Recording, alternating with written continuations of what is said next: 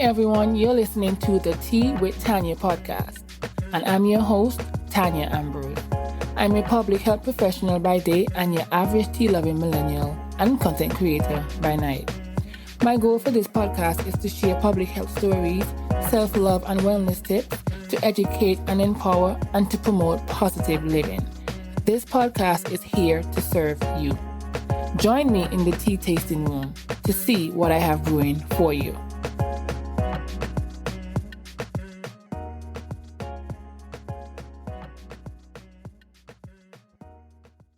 Hey, thank you for joining me for today's episode of Tea with Tanya.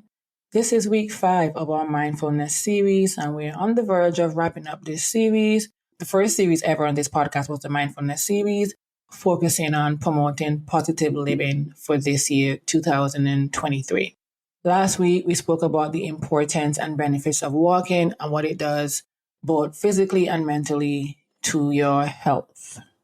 Before I get into today's episode, I am going to share the affirmation of the week. And this one was a bit personal, like I just came up with it on the whim. I was reading my Confident Woman Daily Devotional by Joyce Meyer, and the title was Be Content in Enjoying Yourself or Enjoying Yourself, something along those lines. And a part in the scripture, in the passage, it said, being different is good. It is not a bad thing. And something about that sentence just jumped out to me because I know for me, I've struggled with showing up as my authentic self. I want to say struggle. I am who I am. But sometimes when you're in the world of this podcasting world or social media, whatever it is, the information overload or seeing maybe what may work for someone and what probably isn't working for you when you're being your true self. But one thing I will say, I've never strayed away from being who I am. So when I saw that line, I was like, okay, I'm going to share this with you guys. So being different is good. It is not a bad thing. And the affirmation that I came up with or I wrote in my journal today was, I will celebrate my uniqueness. So this week's affirmation is, I will celebrate my uniqueness. And this is you being content in who you are, standing firm in who you are, and not let anyone shake the foundation that you've built for yourself. So this week's affirmation is, I will celebrate my uniqueness. So be sure at the end of this episode to spend 5 minutes with yourself and write about things that make you unique. So you can list at least 5 things that makes you unique, and you can also write why you think it makes you unique. And while you're done with that, click the link in the show notes to download the mini mindfulness worksheet. It's free, guys. It's going to be like a guide to help you with journaling, with prompts, with affirmations. So be sure to click the link in the show notes to subscribe to the newsletter and download the mini mindfulness worksheet. This week, I am joined by a very special guest. We will be talking about breathwork, being mindful as a first-time parent, as well as breathing techniques for an easier labor, and green and red flags when choosing a provider for your birth.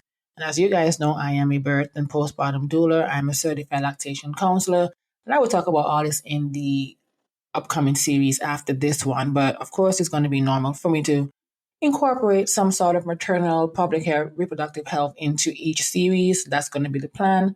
So I am joined by a very special guest. Her name is Giana, but I'm going to let her introduce herself. And I will say this, guys, and I know that has been a recurring theme or something I always mention whenever I have a guest on here talking about the importance of connecting on social media. My guest today is someone who I am proud to call a friend. Just from social media, we've been following each other for at least 2 years now. Took our relationship off of social media and we bounce ideas off of each other, doing all these different things. So definitely social media, I'm going to always say you can definitely use social media for good and to develop friendships, from whether it's a partnership, business, platonic, whatever it may be. Social media is not all bad. We can definitely meet people on there and develop a relationship that goes beyond social media. So I'm excited to talk to Giana today. Let's get into today's episode. Well, hi, Giana. Welcome to Tea with Tanya. Finally. Thank you. I know. I'm ready. I'm ready for that hot tea. It's been a long time coming, so I'm happy to have you here to talk all things maternal health. I know there's something that you're passionate about, so welcome. I'm happy to have you here. And guys, like you would have heard me mention earlier in the intro, I met Giana on Instagram. Mm-hmm. Couple years ago, and we've taken our relationship off of social media. We're actual real friends, real life friends now. And let me tell you, again, like I always say in this podcast, the power of social media. We can use it to network, we can use it for good. It's not all negative, as some would like to put it. So definitely don't hesitate. If someone is doing something that you're doing, reach out, send a DM. They'll either respond or not. Then you'll just know how to move based on what happened. So definitely make sure that you are networking. Oh, yes, Gianna, tell us about yourself. Well, yeah, no, I mean, first of all, I was just thinking about it the other day. We talk almost every day. Yes, we do. Like almost every day. And I love it so much. I'm like, man, I've never met Tanya in person, but I talk to her every single day. And like, I'm just so thankful and grateful for our friendship that went from IG to IRL on text. And I love it. um, IRL. I'm such a not millennial. I'm like, what is IRL? Okay, in real life. Okay, I got no, I, no, no lie. I just learned what that actually meant because I kept seeing, I'm like, what? And then the GRWM. I've been What's seeing that? that. Oh, get ready with me. Okay, yes, I know that from one of my friends' YouTube. Get ready with me Oh, vlogs. That I know. So I'm hip to that. But I well, think we're showing our age. I was yesterday years old when I what that meant. I was like, what? We're showing our age. But go ahead. So yeah, I mean, so yes, I am very grateful for that relationship. But I'm someone very passionate about maternal health, and I think that really started, when I was in my public health program. It was public health masters. I finished in 2013, so 10 years ago now. And there were no concentration options at the time. And I was really searching for something that was going to give me like a full immersion into something with pregnancy, birth, risk factors, socioeconomic factors, something like that. Mm-hmm. I just really wanted to dive deep. And then public health was just so broad. So I Yes. kind of created my own concentration when I went into my capstone. And I remember telling my advisor, like, how come we get just like a very tip of the iceberg of every single piece of public health? It's not really diving in. And she's like, well, you can do that in your capstone, right? So I took the opportunity to dive into global maternal health. Mm. And I looked at the way that countries were doing birth, basically. And I started looking at a lot of like reviews, literature reviews, and studies. And I started noticing that the US had the worst maternal health outcomes for such a developed country. And I'm like, what? So I just started asking why. And the whys led me to here, to where I'm at. The whys led me to asking so many other questions about the state of our maternal care system. And I use the term care super loosely because I don't feel like it's even close to that. And we've just set the bar so low about what the air quotes standard of care is for women today. And for me, reading about it wasn't enough. Like, I'm very solutions oriented. I don't like focusing on problems unless I can come out with a solution, right? So that's when I started, okay, well, I need to make sure that women know what their options are if they're not being given their options, in front of their provider. So access became a big word for me. Like, how do we get this information out? This is not privileged information, right? Like, why do only a certain percentage of families have this information? Everyone, I don't care where you live, you need this information. So then that's what led me to start looking into teaching. And I had my own home birth, and that just was the cascade of everything. Tell us a little bit about your home birth. How was that experience? What made you decide to actually have a home birth? Because we know there's a controversy about home birth, hospital birth, but we'll get into all of that. But what made you decide to have a home birth? Share your experience with Yeah. us. So my first son was born in the hospital at 10 days past due, quote unquote. Ooh. And I was induced and everything was pretty much like by the book. 5 years later, pregnant all through COVID 2020. I had him in October 2020. So all that to say is we had talked about having a home birth before, but I don't think we had enough information about it. And all the information that I was really finding was like, don't do it because da da da. And like, if this is dangerous, it's irresponsible. And I'm the type of person when someone's telling me not to do something, I can't take that at face value. I need to know why. Like, why, what's on the other side of that spectrum? So through 2020, I had maybe 4 prenatal appointments by the time I was 25 weeks. And almost at every single one of them, we should schedule you for an induction because whatever reason. There was always a reason of why I need to be induced. And I'm only like approaching 25 weeks. Well, your last baby was 9-6. You have a history of macrosomia, blah, blah, blah. And, it's better to get the baby out at 39 weeks. So, and I'm just like, this isn't a conversation. We're not having a conversation right now. We're at the height of COVID.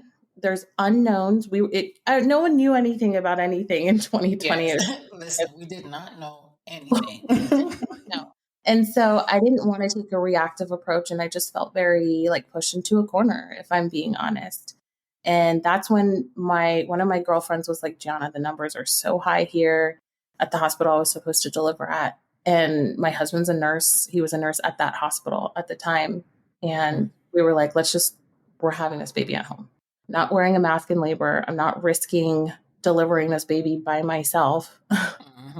So then that just set us out on the journey of seeking a midwifery care models, what happens at a home birth. And that's what happened. That's how we got there. All right, so you mentioned midwifery care. So can you briefly tell us, for those listening, the difference between a doula and a midwife? Because that's a question that I often get, or if I'm having a consultation with a client, first thing they'll ask me, oh, how many babies did you pull out? Or how many babies did you deliver? And I'm always having to give that definition between what I do or what we do as doulas versus what midwives do. So if you can just briefly tell the audience the difference between a midwife and a doula. I find the best and most concise way to explain that is midwives are clinical, doulas are not. And so midwives can do everything that an obstetrician can do besides surgery. And they do not deliver anesthetics as far as epidurals and things like that. So that's the difference. They're clinical. Your doula is not. Doulas provide emotional, physical support outside of a clinical scope, childbirth education, perinatal, and during delivery and postpartum if that's something that you elect to have in your doula care. So very, very different jobs at a birth. Yes, but work together as a team, because I think we got to make sure we stress that part. Doulas and midwives, they work well as a team. And I remember having my first birth back in 2022 in December with a midwife. That was my first time delivering a baby with a midwife. And to this day, every now and then I still think about that birth. It was such an empowered birth. Mom was a VBAC candidate. It was just empowering. No meds. We were in the shower together. I got wet. I was like, you know what? We're in it now. We're here. We got to do everything. So thanks for clarifying the difference between a doula and a midwife. Yes. Which brings me to a question, because I know this is something that you're big on. As first-time parents or even parents who may have one baby before or a child before, what are some things they should be researching? I know I asked you about first-time parents and, of course, people who have had kids before. Because sometimes what I'm realizing that even though you have a baby before, when you're pregnant with baby number 2, some questions that I'm being asked, I'm going to be honest, not saying that I was judging at the time early in my, maternal doula world, but I just thought if you had one baby, then automatically you should know what to expect, what to do when it comes to obviously baby number 2 and 3. And I'm realizing that's not the case. Some people just genuinely don't know. I'm pregnant.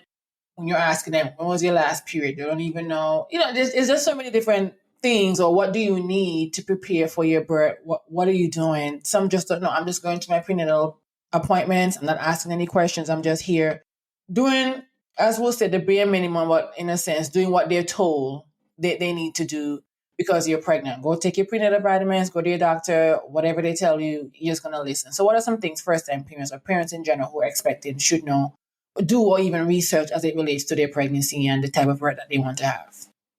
I would say it starts with I kind of separate the two of there's either passive care or active care.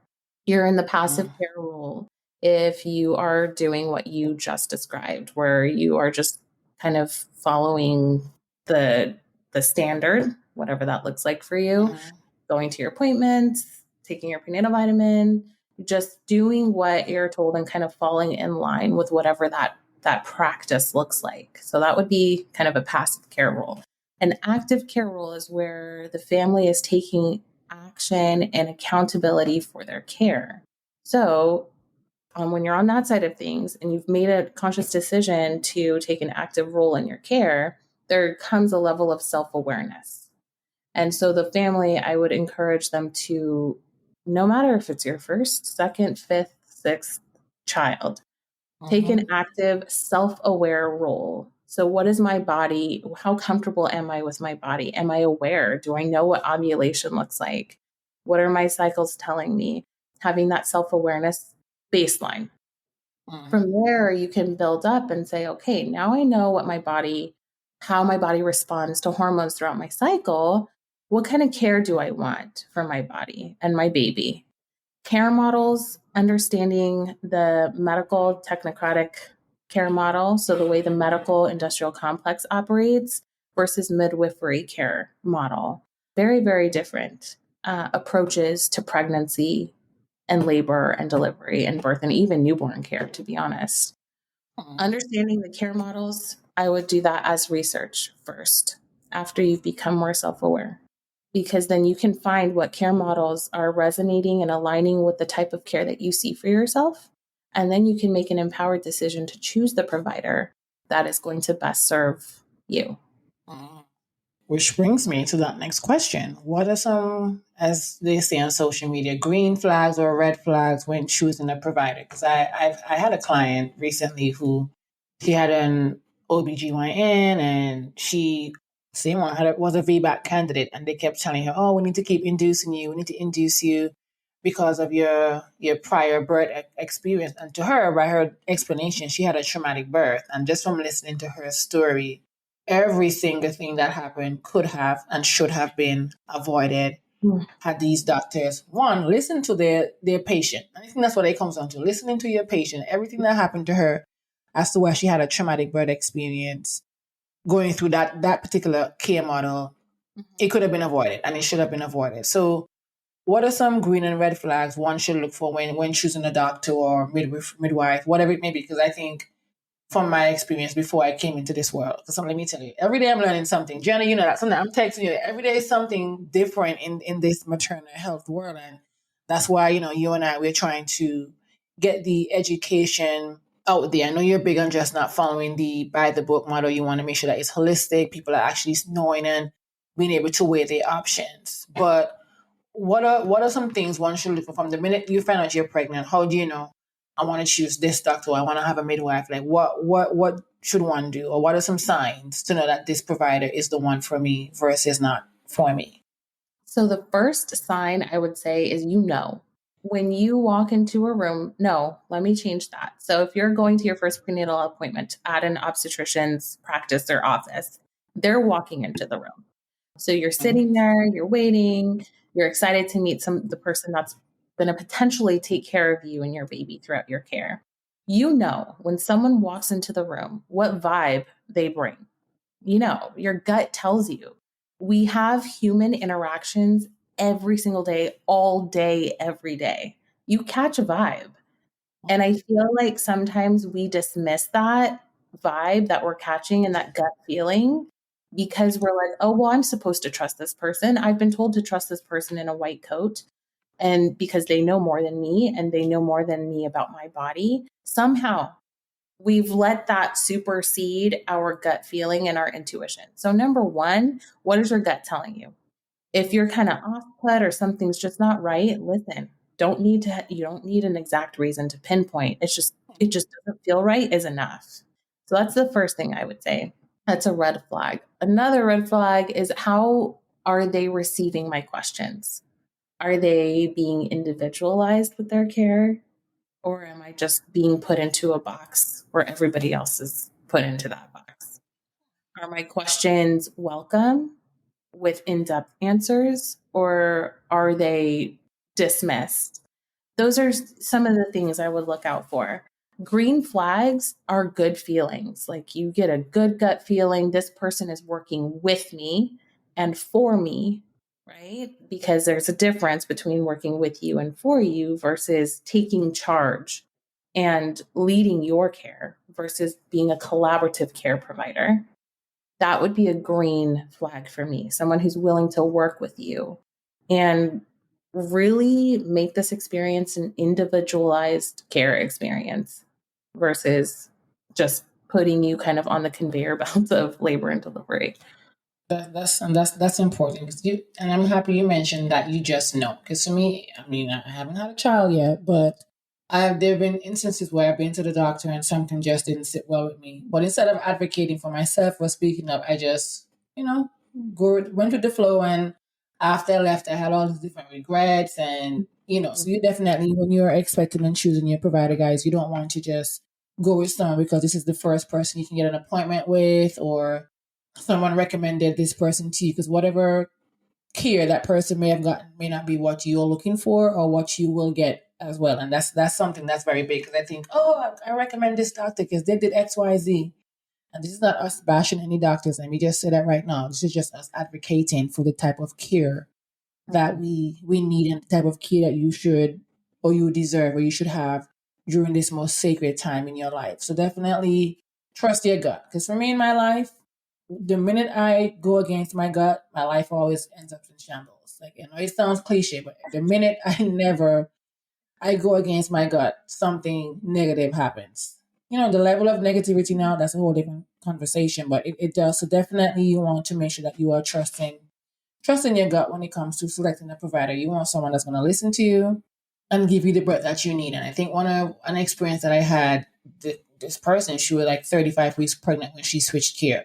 And her doctors, they were adamant, oh, it's too late. And she went from a doctor to a midwife, which again, this is not saying anything, negative about each of the type of care model that you choose, but at 35 weeks. So again, I think we should point out that here, Giana, that it doesn't matter. I don't know about you, but like you would have mentioned, you can switch your care at any point in your pregnancy when if you feel or see it fit. Because sometimes you're probably thinking, oh, I'm 35 weeks, it's too late, but you're not comfortable. Then that's going to do something for the type of birth that you end up having. And the goal is to have an empowered birth, the birth that you want. Of course, things can happen, but the goal is to strive for having the type of birth that you want. So if you're 35 weeks pregnant, 32, 25, whatever, however far along you may be, and you decide that you need to change or switch provider, Yes. it's okay. It's possible and it's okay. So don't think you have to be tied down to one provider. Right, Giana? Also, the term provider, when we are using the term provider, we're including any type of provider. So midwives Yes. and obstetricians. And Uh-huh. you can catch a negative vibe from a midwife. And that's something that exists too. So it's not Yes. to say like, just to your point, it's not to say like, oh, you have to go with midwife. That's maybe not be right for you. That may not be what you're looking for in your care. That individual may not be right for you. Doesn't matter what kind of credentials they have. Just listen to that gut and your intuition, like you said. Yeah, language is important when we're choosing our provider as well. Which brings me to this question about birthplace options, because I've seen something on social media. I forgot how long ago it was, but on one hand, one was saying, "Oh, home birth is the better option," and on the other hand, they were saying that a hospital birth is the better option. And they were like shaming where someone gave birth. Just like how sometimes they shame someone for having a C-section for whatever reason. Like, listen, guys, let me just point out here. This is not this podcast episode, but we have to be mindful of the things that we're saying, the things that we're consuming, and we will get to that. But let me tell you, social media, like I said, it can be both for good and bad. You got to learn to decipher what's for you, right? So how does one approach, and basically with you having your home birth with your baby number two, how did you approach where you wanted to give birth with your provider? And how does someone listening to this podcast who's expecting or trying to conceive, or know someone who's expecting and want to move away from let's say, having a hospital birth because they want to have a home birth for whatever reason, that may be spiritual, whatever it may be. How does Yeah. one approach that topic or conversation with their care provider about where they want to give birth and the type of birth that they want to have? I think a good question to ask yourself is first is what do I want out of this experience? Write it down and reflect on the words that you wrote down. And this would be both mom and partner. I want both mom and partner involved always because support matters. But what do I want out of this experience? And that's really what I asked myself and my husband, because at the time, the experience was going to be quite erratic and unknown and a mask during labor. And I already was getting anxiety at the thought of what if somebody tests positive? What if we have to get separated? It was just too many what ifs and unknowns for me. So I, at that time, and I had an unprecedented time to give birth. I understand that. So at any point, just asking yourself, what do I want out of this experience? And if whatever you want, whatever those wants and needs are, right? What do I need out of this experience? Whatever those words look like, find the provider and the location that's going to help bring those to manifest those into your birth experience. Can I get this list of needs and wants out of this provider and location? And if the answer is yes, I have a potential to reach that experience, then you want to look at that as an option. Granted, home birth isn't for everyone. And the reason why I say that is because there are some people that feel safest in a hospital. And I would even venture to say, well, why do you feel safer in a hospital? Let's unpack that. And then why do you feel safer at home? Let's unpack that. And kind of that, to me, always opens the rest of the can of worms, and everything just kind of flows to where it becomes a no-brainer. These are my options. As long as you know what your options are and the experience that you're looking for, you can kind of fit that into each section and see what's going to be right for you. Risk assessment is big too. I would say, like, what type of pregnancy are you having? Are you a low risk pregnancy? And I would even venture to say, what does risk look like to you? Because low risk means different things to different people. I'm glad you said that. Yes, that is true. Go ahead. Mm-hmm. Sorry to interrupt you, but I never thought about it that way. I mean, of course, of risk assessment, what does low risk essentially mean? Because sometimes I've seen people who are low risk, in my mind, should be, medium to high. But that's just me. So I'm glad you said that. What does low risk look for you? What classifies someone as having a low risk pregnancy versus a high risk one? Right. So, like, for example, if your provider tells you, you have, let's say, you're high risk because you're 35. Okay. Or in my case, let's say I wanted to have a baby right now, I would be considered high risk just purely because of my age, right? I don't have any other predispositions.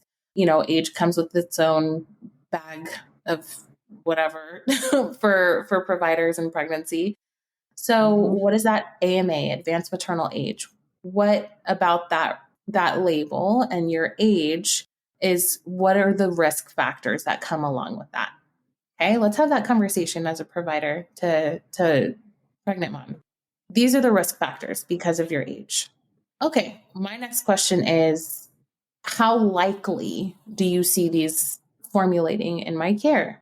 Well, according to the data that's on paper, this is the likelihood of X, Y, and Z. Okay, first of all, were these women melanated women, or did you have a diverse population that you did this study on? Or this was done? Because that matters, right? Because I'm not every single other woman. I'm a different type of woman. Like my body responds differently to certain things than your Yes, body might respond yes. differently. So that's the process of a risk assessment. So, okay, I'm going to be 37 in August. If I decided to get pregnant right now and have a baby, am I considered high risk under the medical model? Yes, because of my age. But are those risk assessments, after I've done that, is that enough of a risk for me to feel safer in a hospital or feel safer at home? I'd probably still choose to have my baby at home with the midwife that I had because I Mm-hmm. feel safe enough to take that risk on my own. So that's my Right. risk that I'm taking. And everyone deserves that.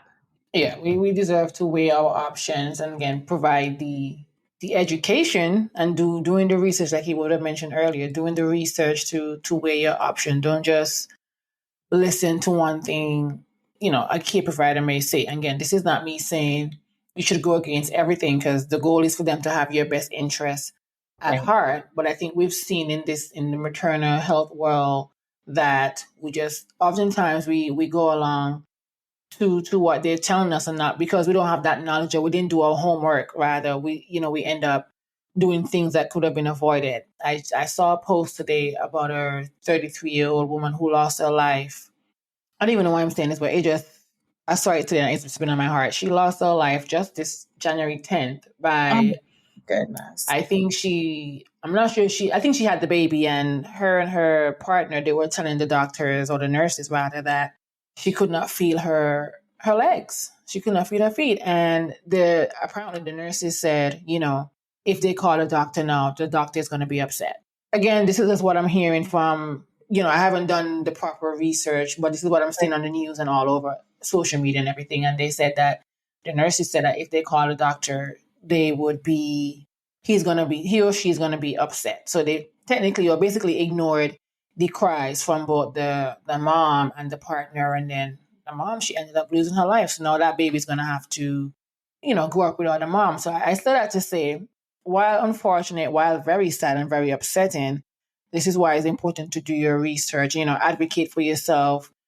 in a hospital setting or even in a home setting. Maybe in a home setting, you may have more free reign to express and do certain things because everyone is essentially, attending to you versus in a hospital setting where you have one and two and three, maybe five patients Right. per nurse or whatever that may be, which is, sometimes that four or five patients, six, seven, it may not sound like a lot, but you just never know what each individual is dealing with. So I'm saying that's why we as maternal health specialists, like I call us, 'cause that's what we are, we do our best to educate so that you can better advocate for yourself. Because I think again, this is another situation that could have been avoided and should have been avoided. So it goes back to just weighing the pros and the cons of where you want to give birth, how safe you are, measuring the risk assessment, the risk factors, and again, how comfortable you are with where you are in your pregnancy and the outcome that you are looking for. Granted, again, like Giana would have mentioned, anything can happen anywhere. So we're not here to say, as she would have Exactly. mentioned, she felt safer giving birth at home versus in the hospital in the height of 2020, in the height of a pandemic when we had no idea what was going on. No one knew nothing, let's be honest, here. So we didn't know anything back then. We still don't even know anything, let's be honest. Like when it comes to what happened with this pandemic, it's still trial and error. But it's a matter of where you feel more safe, more comfortable, but also advocating for the type of care that you want. It doesn't matter what the setting is, the birth outcome that you want should be, whatever you and your provider would have discussed. Of course, things happen. I always tell my clients, we're gonna have a plan A, or we're gonna have plan B and C in the event that things go left. We know what we're gonna do for plan B, or we know what we're gonna do for plan C in the event that plan B doesn't work out. So I try to have at least three backup plans. And then sometimes things happen again that we don't even have a backup plan for because things are just out of your control. So again, when choosing your birthplace option, like Gianna would have mentioned, what are you looking for? What are the risk assessment? What type of pregnancy are you having? What type of birth outcome you want as well. So that's something to consider. Which brings me to this, in being mindful, what are some things an expectant mother or even a family should bring to their birth outside of material things? When I say material things, because I know you guys listening, you may have your bags packed, you have your gown, you may have some makeup because you want to look cute to take your pictures. You may have, what clothes for the baby, breast pads, these different things. But what are some things outside of the material things you think a expectant mom and or family should bring to the birth to have that empowered birth as well? I had a post about this, I think, last That's year. where I got that from. Sneaky says so. I honestly would say, like off the top of my head, I would absolutely say is bring your perception about birth, a healthy perception about birth. If you believe that birth is an emergency, that's something you need to be saved from, then it will absolutely be just that. If you believe that birth is normal, it's a physiological process that your body was made to do, then it will be just that. So bring a healthy and positive perception about birth. What do you believe about birth? That's how I start all of my childbirth education classes. What do you believe about birth? First thing. Mm-hmm. Second thing is a little bit more clinically heavy because, well, I'll tell you what it is. So, for example, all pharmaceutical medications have their side effects. Okay. And this is again where risk assessment comes in and how you want to, if you want to introduce these pharmaceutical medications into your care. So, for example, Pitocin is a very, very commonly used medication Mm-hmm. that's introduced into a labor and delivery very routinely. So, my biggest thing is I take my students to the FDA website and we pull up the Pitocin insert. We pull up the Cytotec insert. We pull Mm-hmm. up these inserts of these medications that can be possibly introduced into your care or suggested to be used. And I show them contraindications, the chemical compound makeup. I show them side effects, risks to mom, risks to baby. I show them all of that because I'm not here to make stuff up. I'm not making it up. I want you to see these words. I want you to see the indications, contraindications, all of the things that go along with these medications that could possibly be used so that you are aware before you're in labor. Because when you're in labor, you're like, I don't give a flying, you know what? Just get this baby out. Like, I'm just trying to do my thing. You don't want to make those heavy decisions. So when somebody comes in and says, oh, doctor wants to, maybe we can give you a little pit to get things moving because your labor is starting to slow down. I did my homework. I already know what the contraindications are. I already know what the benefits and risks are. I'm going to say yes or I'm going to say no. Mm-hmm. And that's something I feel like a lot of parents are missing. That Yes, piece yes. is bringing that into your birth. Because if you know that ahead of time, you're not going to go with 3 minutes apart contractions going, okay, so what are the side effects? Oh, wait, I'm having a contraction. Let me ask you in a second. We Mm-hmm. don't have time. We're not in the headspace. So do your homework. Bring that with you. Yeah, do your homework, do your research. Goes back again to what we're saying.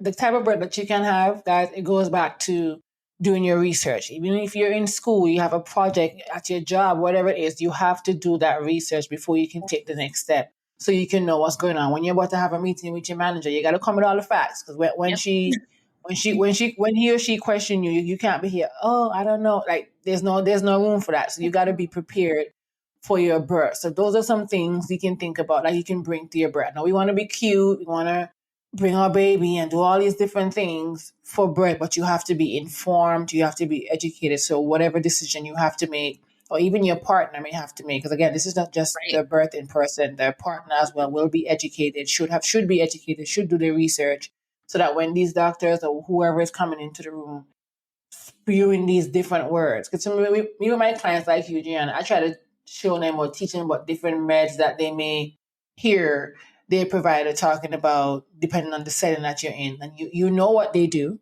You know the adverse reactions. You know all these different things like you said. So now you are equipped so that you can have that education so you can say yes or no. If you choose to say yes, at least you know the consequences of what it is going to do. If you choose to say no, you know the consequences, you know what you're signing up for regardless of what your choice may be. So again, it comes back down, guys, to research, doing your homework so you can pass with flying colors. So you can have that empowered birth. We talk about having an empowered birth all the time. Oh, when I ask my clients, what kind of birth are you looking for? An empowered birth. What does that even mean to you? What does that look for you? Just one time someone said, "Oh, not having a tear," which I mean, that was your that's your definition. I'm not gonna say that, that's your idea of what your empowered birth can be. But we have to go through, all the different stages to ensure that we're not just talking about how to push again basic childbirth education classes, but we have to look at it from a holistic standpoint from you for your partner, and even when baby comes, what happens, after. Are you equipped for postpartum? So these are some things, guys. Let me tell you before I go on to the next question. It is not being in the birth world or maternal health world, it's a lot of hard work Oh, yes. and hard work at the same time. It's not. And we sometimes people will skew up their face, or why do I need a doula? Why do I need to do this? Why do I need to do that? I just want to push my baby out. And it's like, no, the education, like I'm big on education. I know you are too, Giana. Like education is really, really, really important to me, especially when it comes to this and to educate the public, whoever it is that we're educating, because again, one, we don't know everything. And for me, I think some people should know everything. And that's not always the case either. And I don't know everything. You don't know everything. We all learning every day. So it is definitely important. But as we're getting ready to wrap up, and we're talking about mindfulness with pregnancy, we talk about birth work. I mean, breath work. See, breath work, same thing. Talking about it. But breath work, we often hear the terms or the term breathe baby out, or the types of breathing you should do during pregnancy or even during the birthing process. But why is it important? Well, tell us about the importance of breathing, and what are some breathing techniques we can use for us to have an easier pregnancy or an easier labor. Because I know if you're listening to this, you're probably hearing, oh, breathe baby out, or you see in the movies, I'm supposed to breathe this way without even knowing why is mom breathing in this pace or this way. Like, what's the significance? What is the importance of breathing, and how can we incorporate that so that we can have a better or easier labor? Like, where does one begin? Why is it important? Aside from pregnancy, breath is powerful. In general, yes. Talk about that. Yes, you're right. Mm-hmm. Taking a deep breath throughout the day and learning to pause resets your nervous system. It calms you, your parasympathetic system. It recenters you. It resets you. Like, just simply, it resets you. It oxygenates your muscles. Like, you need to take deep breaths. And we don't take deep breaths often enough during the day because we're just so go, go, go. We're so on. And we forget, like, you just forget to take that deep, solid breath. Coming back to pregnancy and birth, practicing deep breaths helps you remain in some sort of control. You can't control birth. Okay. Birth is going to Mm-hmm. unfold the way that it's going to unfold based on a myriad of different factors. But the one thing you can control is your breath, who's in your room, those things, okay? But breath, you can control your breath all throughout labor. And that can give you something to kind of really grab onto during the times where it gets really tough. And labor is hard work. It's hard Mm-hmm. physical, mental, emotional work that you're going through ebbs and flows and peaks and valleys. And if you take your deep breaths, if you think about it as, okay, I can control this breath. I can't control anything else right now or how this is going to go, but I can control this breath. The amount of encouragement that can provide to someone is immense. Deep breaths can oxygenate you, right? So if you're pregnant, who else are you oxygenating? Your baby. Babies Mm-hmm. need oxygen. If you're panting and high pitched screaming and tension, you are reducing that oxygen that your baby is getting. Nice, deep, slow breaths also help your baby. So, deep breaths, I would encourage someone to deep breath into their belly. So, their belly would rise versus their chest. Mm-hmm. That's a deep breath. And then once you release that breath during labor, it can be a deep. The sigh should last a little bit longer than your deep breath. Mm-hmm. To layer that and cope with that pain, it can be a low, deep moaning sound into your pelvic floor, into your baby. So if you're taking a deep breath, I'm going to make the sound, okay? Yeah, you're fine. Go right ahead. That's what we're here to learn, honey. If you take a deep breath and you go,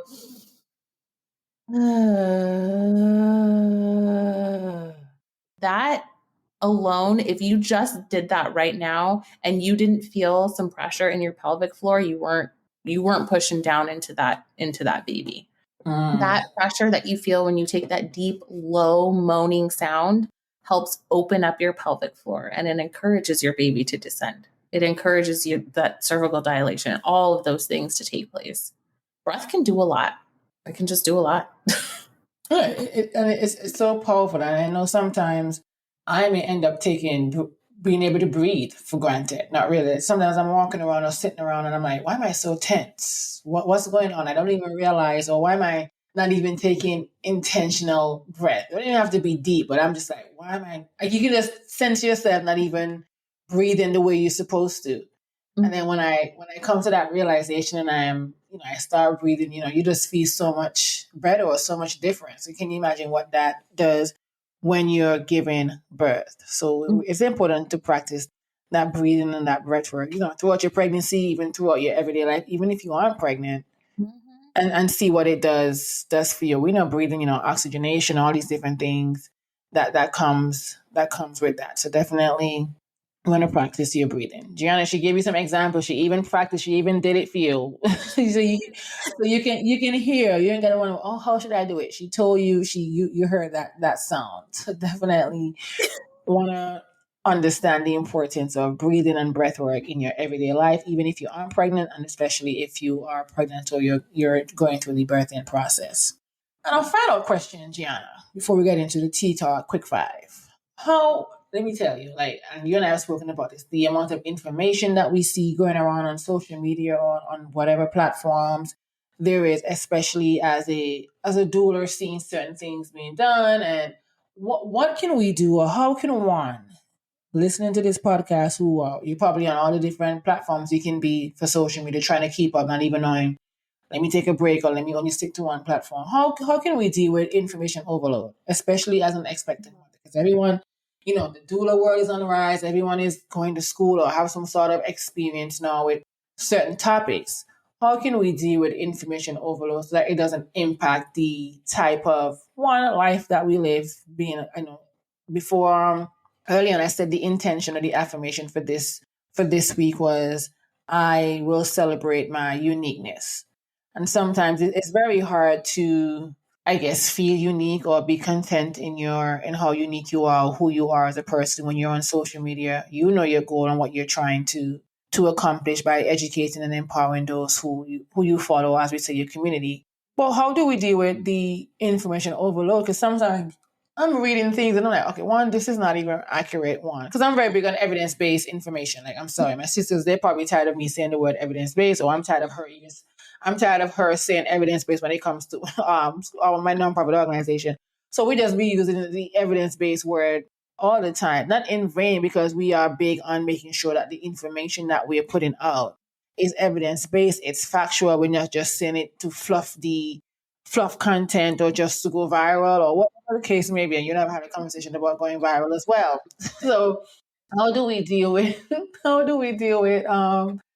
information overload, especially from an expectant mother point of view? And the reason why I'm asking that, because sometimes I had a client, well, she didn't end up being my client, but she was trying to ask me some questions in my DM. And I'm going to answer, but she was telling me all these different things that she saw, and she Googled it and she did that XYZ. And, some of the things that I had to tell her, no, this is just not 100% accurate, and try to correct what is it that she was saying. She wasn't 100% wrong, but again, it's making sure that you have the right or accurate information so that you can have the birth and the pregnancy that you want. So how does one? I mean, you were pregnant during the pandemic. I mean, you even know this is your field, but I'm sure sometimes you're still looking for something. Because, like I say, I don't know everything. So how do we deal with in information overload and deciphering or being able to understand what is right or what's not right or accurate? Constantly learning. Yeah, just to emphasize that point, every day learn something different. The more you read and dive into things and go down whatever rabbit hole, constantly learning. It's a fire hose of information that's being sprayed into our faces every day, depending on, whether you're scrolling and what you're scrolling by and reading, Googling, blog posts, podcasts. Like, that's a lot. And we're overstimulated just in general by information. And while I believe learning is a very powerful asset and desire that we have, it's very important to filter. And when I say filter, is you can look at different perspectives of information. And as you receive them, your brain decides what to do with them, and it goes into different filters, or you open different tabs, if you will. Like if you're on a browser, different tabs. You can close the tabs based on the use that they have or the value that they carry. So if I'm opening a tab right now and I see something about, the use of a doula, okay, I already know that doulas are really helpful.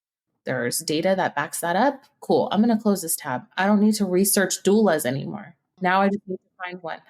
That's it. Stop researching the evidence behind doulas. We already know. Okay. The next thing, okay, do I already know enough about this? Okay, I can stop researching this. I've kind of gotten a feel for it. I've made my decision. I'm going to close that tab.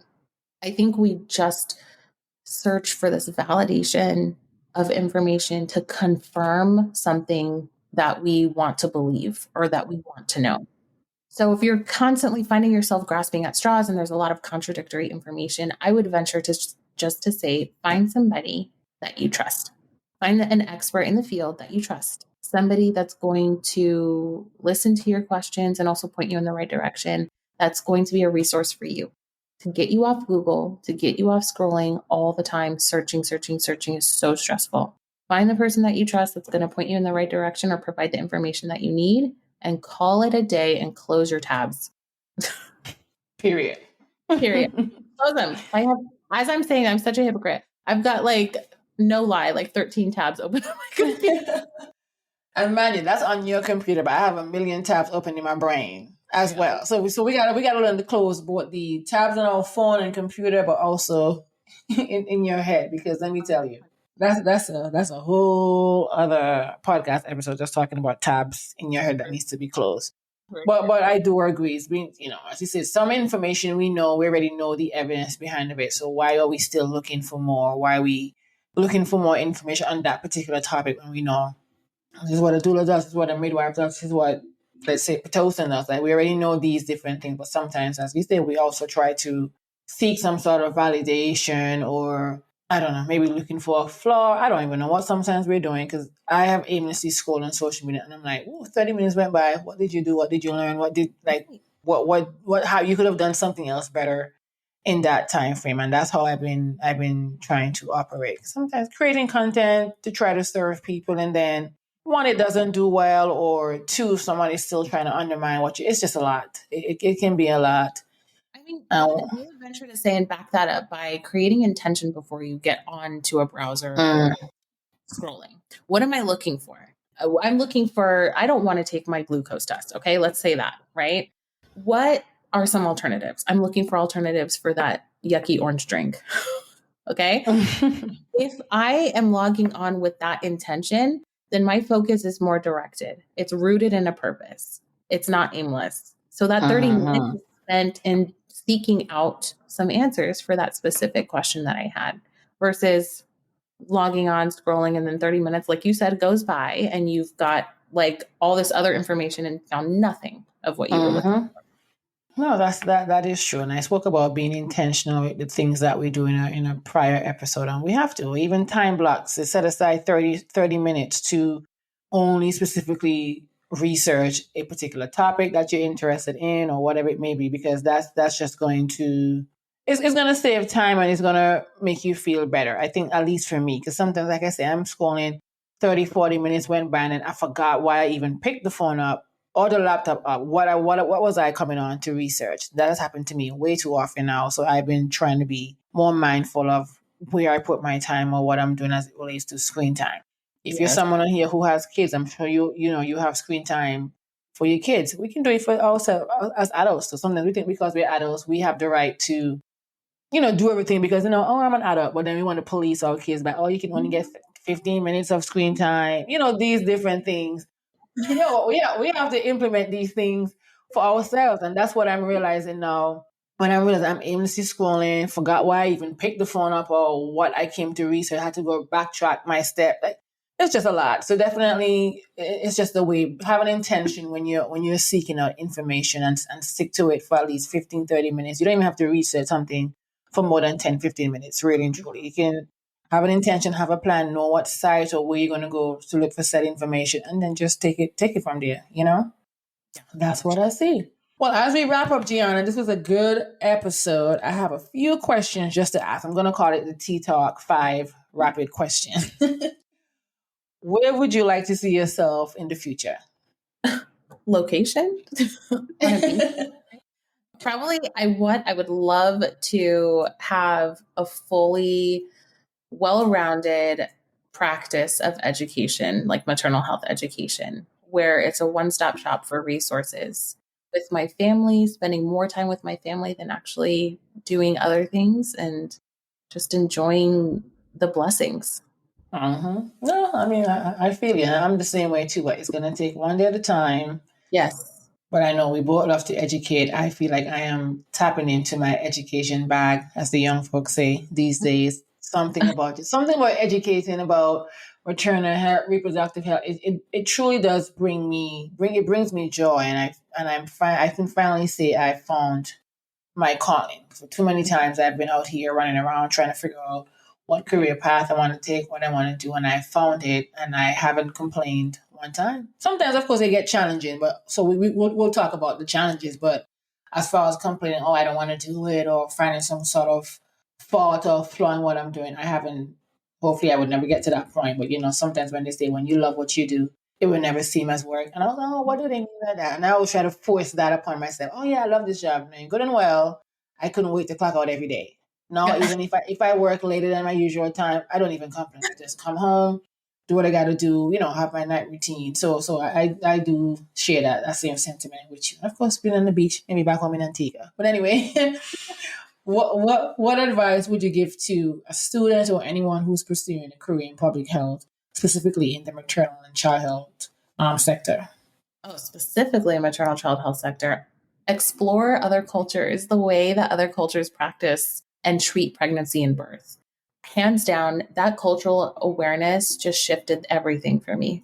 So explore that, I think, as a baseline, and then start asking questions. And don't be afraid to ask the tough, off the cuff questions.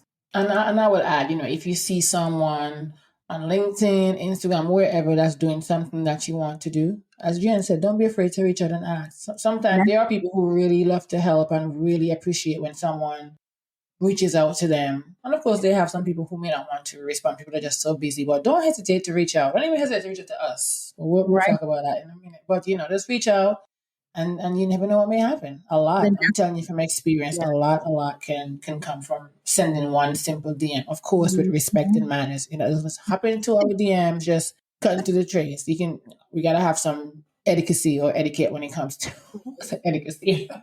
etiquette when it comes to sending someone an email or a DM.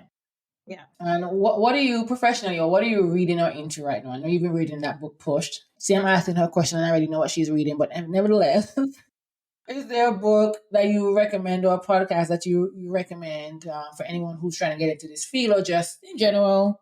Okay. So the reading, yes, I am still reading Pushed, and I have been reading that for longer than I would like to admit, but I did make a state move, so that is my excuse. I moved my entire existence to another state. So oh yes, she did. I took a break, and I'm rereading that again. So I'm reading that. I'm reading Mama Bear Apologetics as part of a book club. So those two are kind of like the biggest ones. And then a podcast, Pushed, I would recommend if you are super curious about learning about some birth history. It's kind of data heavy.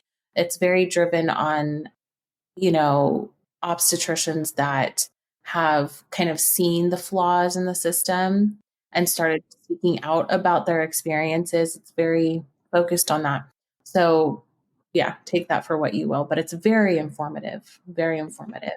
I would also start by looking at the history of birth and how the obstetric specialty became a medical specialty and why and what happened in order for that to happen. Like what happened to midwives, what happened to midwifery care, specifically Black midwives. You go down that rabbit hole, I swear to you, you will have a whole other perspective about the way the birth system should work. Birthing Instincts with Dr. Stu is really good, and Bliss Young. Goodness.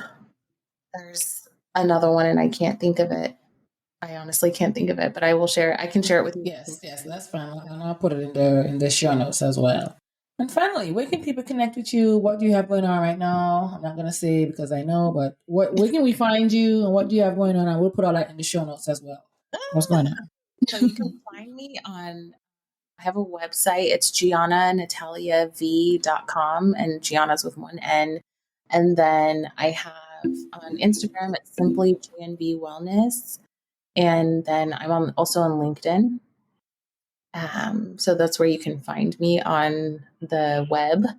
And then for what I have going on, I just launched the first birth plan workshop, which is completely full. It's being hosted on January 31st. So I'm really excited about that. I do, we've talked about this. I am trying to figure out, methods of delivery and using everybody's time wisely. So that will come back. Don't know if it's going to be in February or March, but you can also schedule like one-on-one Q&As with me, make it very simple, easily accessible, and just chat about all things birth.